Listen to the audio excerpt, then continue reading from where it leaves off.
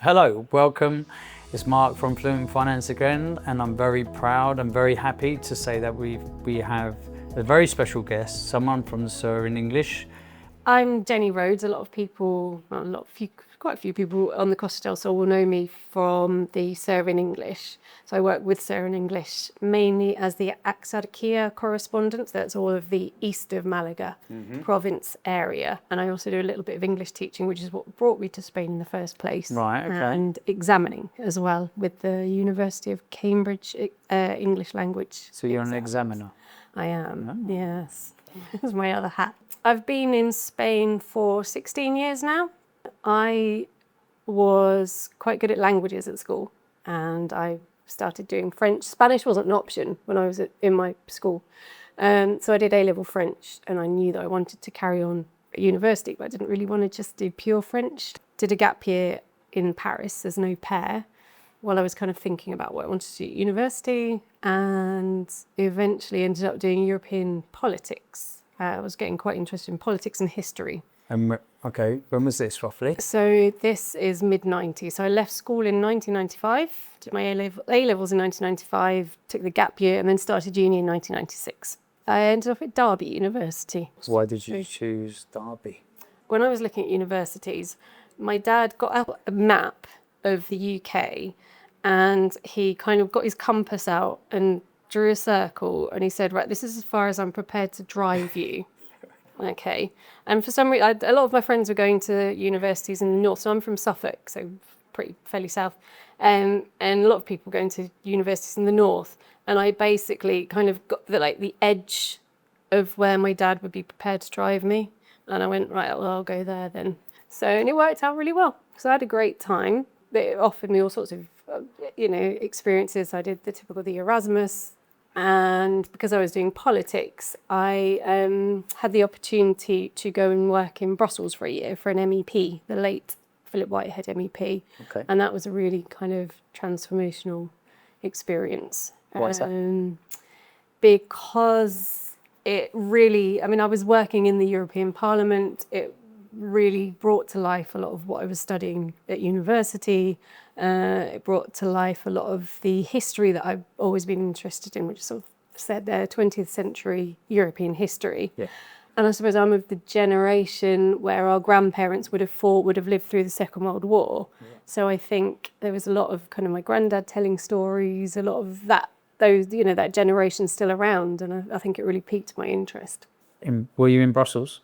Yes. Yeah, so I've spent a year, it's a stage in French, stagiaire, so it's like basically work placement for a year. Yeah. So a lot of the MEPs did it at the time. I don't know, obviously British ones don't because they don't exist anymore. Yeah. But there were lots of us, and so everybody went as part of their university if they were studying European politics, and people went and did it for a year, and I was lucky enough. So Philip's constituency included Derby at the time, so he would advertise at the University of Derby. He was from Derbyshire, right? So it was really important to him. So he was the MEP of Derby. Yeah. So initially, when I first started working for him, he was Derbyshire and East Staffordshire, I think it was, and then they changed with proportional representation voting, so they turned it into the region. So then he was the MEP for the East Midlands region. But yeah, basically. So a year in Brussels, and then when I came back to university, I had another year to complete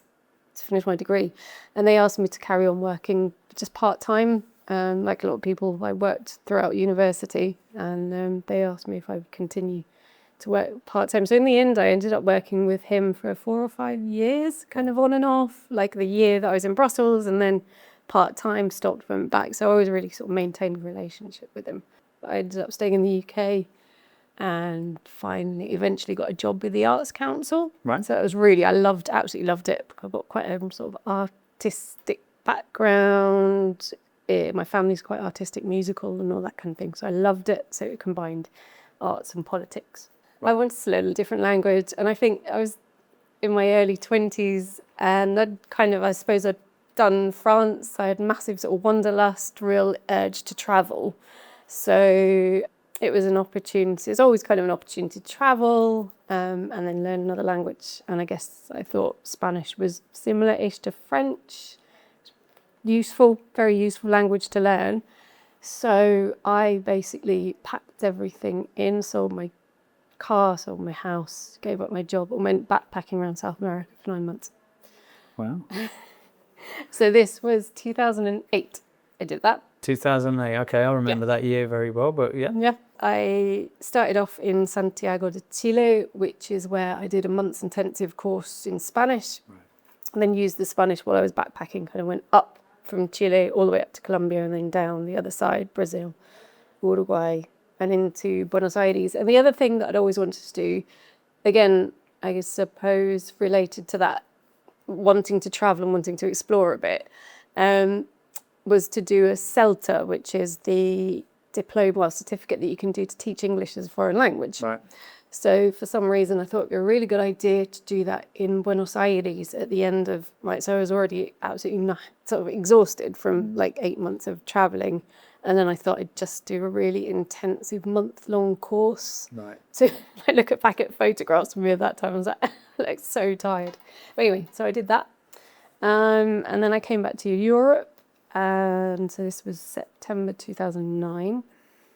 And I thought, well, I sort of speak Spanish. It's not great, but it's good enough. And it was a shame at this point, yeah. And it was kind of at a point where it would have been a shame to have just left it at that. I kind of wanted to improve it and get it up to the level of my French. Mm-hmm. And we all know that the best way to learn a language is living in the country, right? So,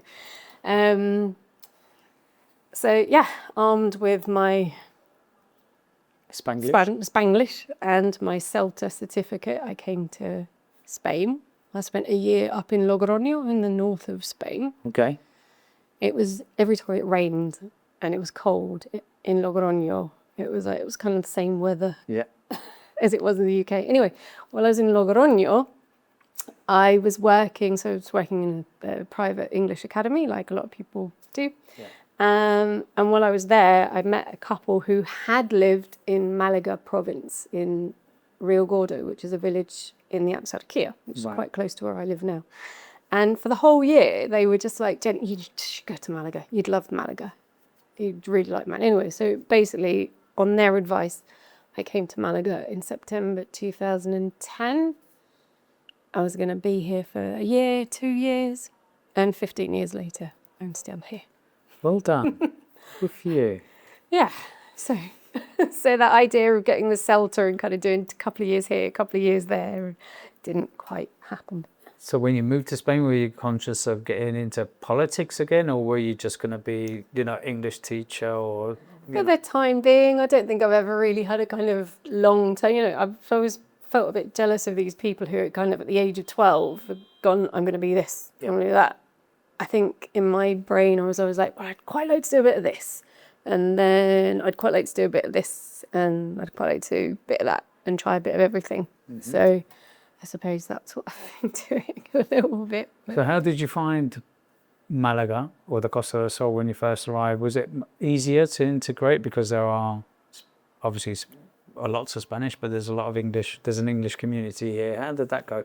Yeah, so I was in Malaga City for 3 years. And I did get involved, so I continued to learn Spanish a little bit, and I got involved in language exchange groups, and that's kind of how I met most of the people that I met originally. Yeah.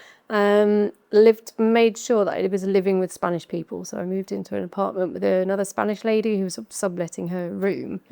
Mm-hmm. So I came in 2009 to Malaga, so Spain is in the grip of an economic crisis. And that's why I know 2008 very well. Of course. There you go. So as you well know, Spain is in the grip of an economic crisis. I arrive in Malaga. Muy Uno doesn't exist. It's just like a massive, horrible corrugated iron fence all the way along the port. Plaza La Merced. So I was staying in a hostel just off Plaza Merced. And it was before that was reformed, and you didn't really want to go too far off Plaza de la Merced in those days, and you were suddenly in territory that you probably didn't want to be in. Mm-hmm. So it was a very different city.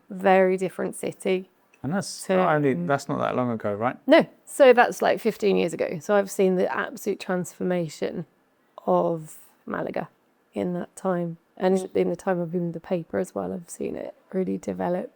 But there was something about it. I instantly fell in love with it. And I knew that I'd made the right decision because I was also looking at academies to teach English in Almeria, in Granada and places. And there was something that was just telling me, no, you've got to stay in Malaga. I don't know what it is. I hear what you're saying because, I fell in love with Malaga City as well, and 20 years ago, it was very different. But for some reason, kind of got a feel that this is going places. I think, and it has done, hasn't it? It has, yeah. Yeah. Very rapidly as well. I think. We try to document that as well in the videos that we've done. Oh, no. So now I want to get on to what you're doing now. Yeah, sure. You work for the Surin English. Mhm. Very briefly, Surin English is like, well, you tell us. What is it? Surin English is an English language newspaper. The paper's been around for 40 years. It's just been celebrating its 40th anniversary last That's a long year. time. It is a long time. So I really like the history of Surin English. So 40 years ago was 1984. A couple called Joan and Jerry Davis, who were living this side of the Costa, basically recognised an opportunity because there are more and more English-speaking people coming to live on the Costa del Sol. It was before the days of the internet, probably in the days where if you got an English newspaper, it was 2 or 3 days old by the time it arrived here. So the story I've heard is that they basically turned up at the Diario Sur. So Diario Sur is one of the main Malaga provincial newspapers, and it's been around for 80-something years, I think. So they kind of went up to the Diario Sur offices in Malaga City and pitched their idea, and the directors at the time absolutely saw an opportunity as well. And that's how it started. So the owner of Surin English is actually Diario Sur, or is it just affiliate? But Diario Sur, yes, so it's all the same, all part of the same company. So there's Surin English, there's Diario Sur, which is the Spanish version, then Surin English, which has been around for 40 years, and then there's a German version as well, which I think has been around for just over 20 years, if I'm not mistaken. So they all work in the same office. I don't tend to work in the office. I generally work from home, sometimes going. So that's how it started. And so in the olden days, it was creating its own news, but also being able to translate the news that was going into Diario Sur into English so that people here that didn't speak Spanish knew what was going on. And it soon became very much the point that the place that people go to for information, for political information, what was going on, and also like the classifieds, the advertising, which is a huge part of the newspaper. And people would look at the classifieds for jobs, if they wanted a gardener, if they wanted financial advice, if they wanted a lawyer who spoke English, that's where people would go to. So the relationship between the advertising side and the news and sort of lifestyle side of the newspaper has always been absolutely integral to what the paper does. When I first came to Spain in 2004, the Surin English was the go-to place for pretty much anything that you could want to find out on classified jobs and everything else like that. It was just that's where you'd go. You wouldn't go on the internet. There's no recruitment companies. You go to the Surin English. And all businesses who wanted to be known within the or the English-speaking community would be drawn to the Surin English, and that's what I remember. Yes, I remember this. So the couple that recommended that I came to Malaga told me. So I knew about Surin English before I came here because they said, get the Surin English, it comes out on a Friday, that's where everybody goes to look for the jobs, and the English academies would advertise in Surin English as well, so sort of scouring it. So the Southern English has been for many years. It's actually owned by the Diario Sur, which is then in turn owned by a very big company in Madrid that owns a number of really important publications. Yes. Yeah. Which is quite important that people are aware is part of something much bigger.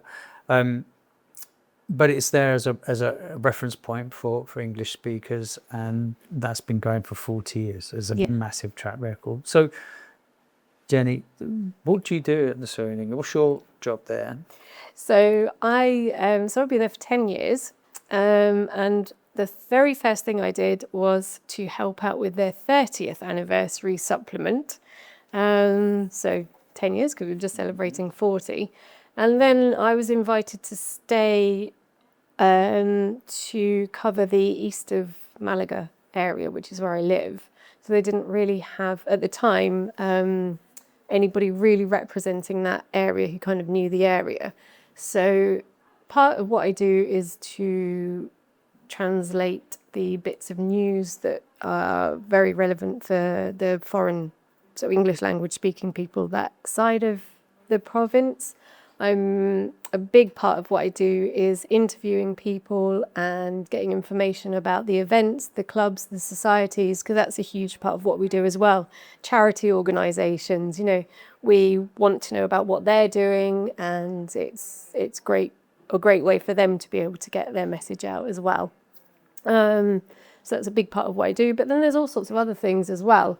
So because of my background in Brussels and the degree that I had, of course, I joined the paper in 2015, just before the Brexit referendum.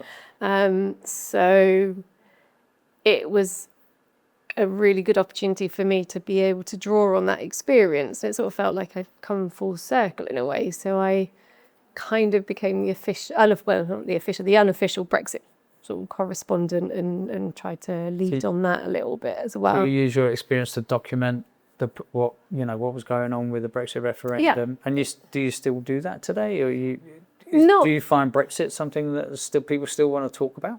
Not so much. I mean, yes, of course, as you know, it comes up, and the conversations that you would have as well with your clients about how it has affected people coming to live here. So we had to be very informative in terms of people having to change from the green cards to the TIE cards, how it would affect their finances, how it affects now with the visa situation and all of that kind of thing. So I think Southern English has a very important role in terms of informing the English language population here, community here, about kind of what's going on, what their legal rights are, responsibilities, and all of that kind of thing. So anything relating to news, current affairs, which is actually going to affect our day-to-day lives, Southern English is there to inform people about these things and to point them in the right direction. Obviously, the world has changed dramatically with regards to how we consume information. Southern English, when I turned that, it was a paper, but you've got a pretty decent website. Am I right? Yeah. And the website has really taken off enormously. I think we get something like 800,000 unique visits a month, and 2 million page hits, I think, a month, something like that. And we know that those page hits come from all around the world. So people who are thinking of coming to Spain either to live or to come on holiday, they might put something in Google and an article from Southern English might come up. There's a lot of people as well who live here part-time, so they want to keep up with what's going on when they're not here, when they've gone home, so they would visit the newspaper as well. And the website is massively important and has more than... So obviously we're able to put a lot more on the website than what goes into the weekly paper, which comes out every Friday.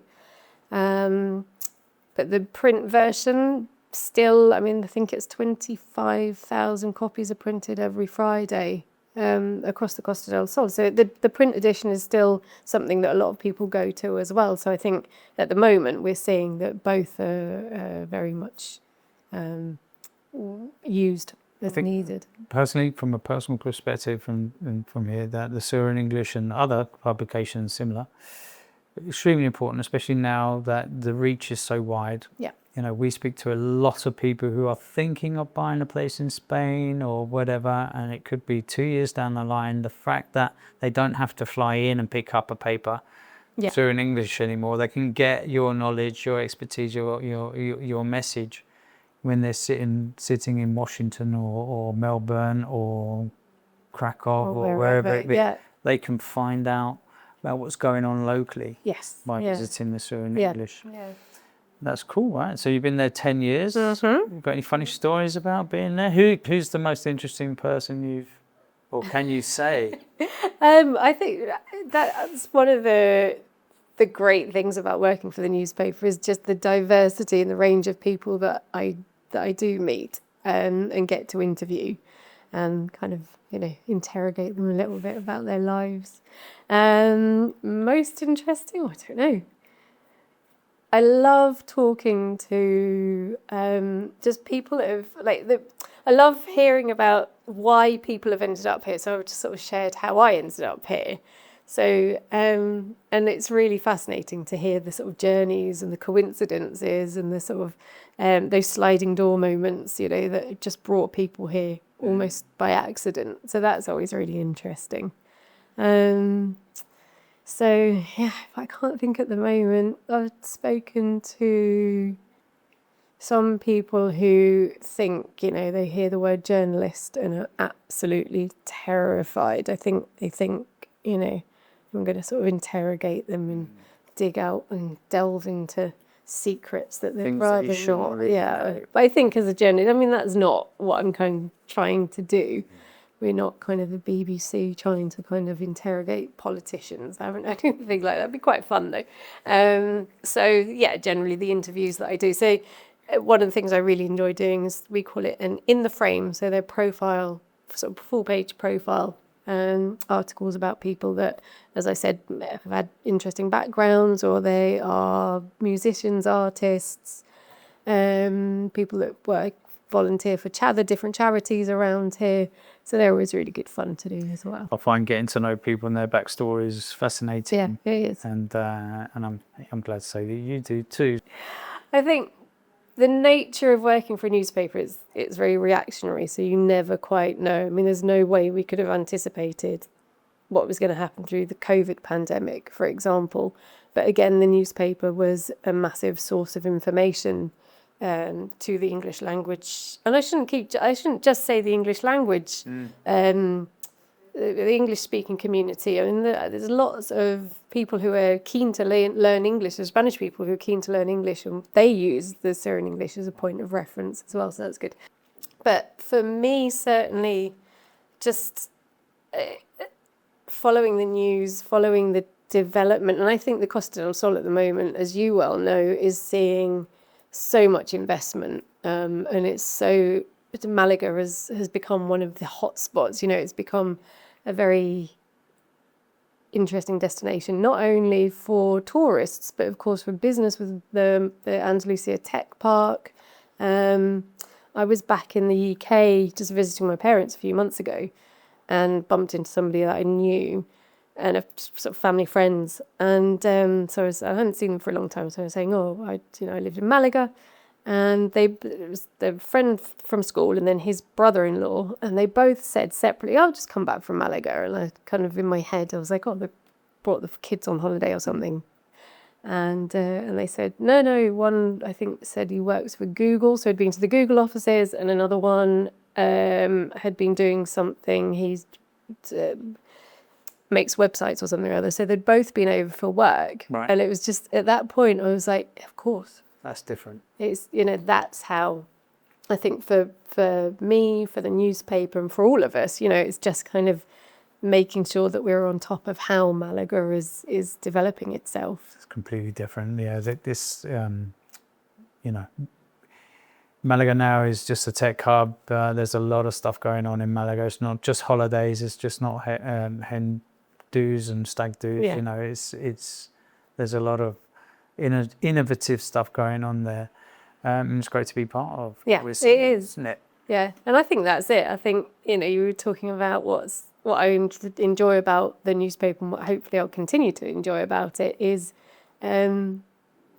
it's just great to be part. I love the sensation of sort of being part of something, and I think working with the newspaper kind of gives me that and the opportunity just to get to really know the area and hopefully, you know, continue to just get to really know this area. So I first got to know you. What are the things that that you guys organise? yeah, the property forums. The forums, So, yes, yeah, exactly. various Yes, of course. So it was, but I think 3 years ago. I think I've done That's it for right. 3 years now.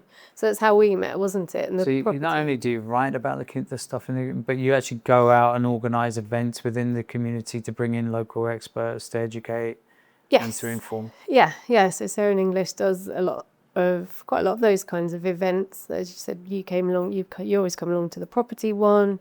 They do an education one as well because there's lots of international British schools, it's American schools, etc., etc. So again, and the sort of strapline of the newspaper is linking communities. So it's sort of crossing that, you know, the linking the sort of Spanish community and the foreign community and the English language community. So that's what we are always trying to do. The newspaper's always trying to do through those forums as well as the weekly newspaper and the online stuff.